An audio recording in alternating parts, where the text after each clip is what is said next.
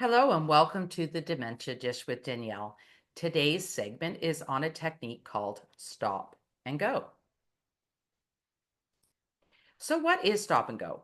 It is a strategy where care partners pause and observe the person living with dementia and then adjust their approach to de escalate potential agitation or distress. Let's look at a scenario. Joe is a person living with dementia. He's scheduled for facial grooming and a shower.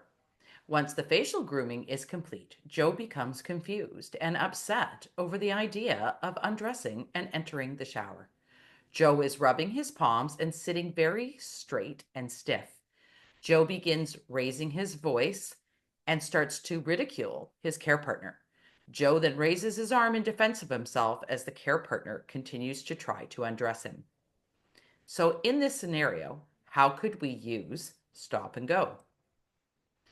So, for the technique of stop and go, we want to recognize the signs of agitation or distress. In Joe's case, we saw an increased volume of his voice. He started to make verbal comments that towards his care partner, and he raised his fist. We want to pause the activity or the interaction. When we start to see something like this occurring, whatever we're doing can wait. Because pushing ahead and continuing to touch Joe, continuing to try to move forward with the shower may cause there to be a escalation for Joe now or in the very near future. The second part of stop and go technique is the think. So T is for think. We want to, once we've stopped, we want to think, why is this happening? What was the trigger? What was triggering the individual? How is Joe in this scenario interpreting what is happening? What is his interpretation of it? Then we want to observe. So the O in stop and go is observe. So we want to acknowledge the emotional message that is being sent. We want to look at our own words and our own body language. Are we causing further upset? Are we causing the trigger? Think and consider, what is this person trying to tell me in this moment? And look around the environment. Is there any possible triggers that we may have missed? What is the individual's needs? The P in stop and go is for plan.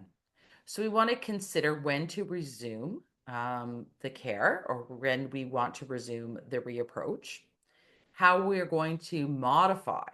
So whatever we were doing originally was triggering in some way. So we want to modify our approach. And knowing about the person and quite a bit about them can help us develop approach strategies that work well for the individual. So, for example, you may use music or humor during the care, personal care, so that the person living with dementia is more comfortable and relaxed.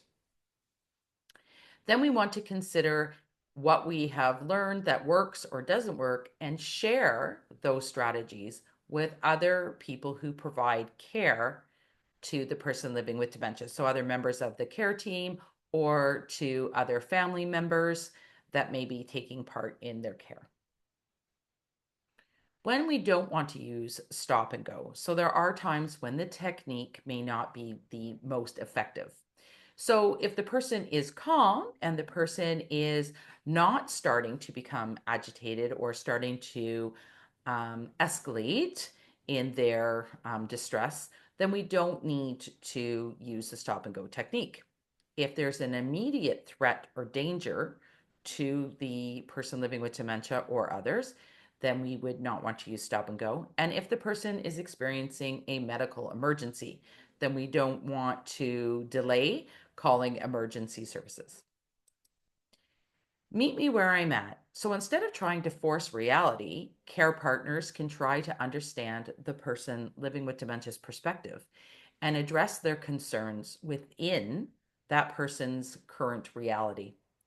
If what you're doing is not working, then change what you are doing because the person with dementia cannot change. And that is a quote from Len Fabiano.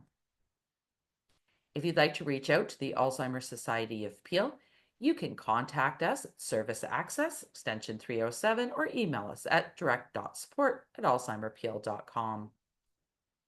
You can also follow us on Facebook, X, Instagram, or on our YouTube channel.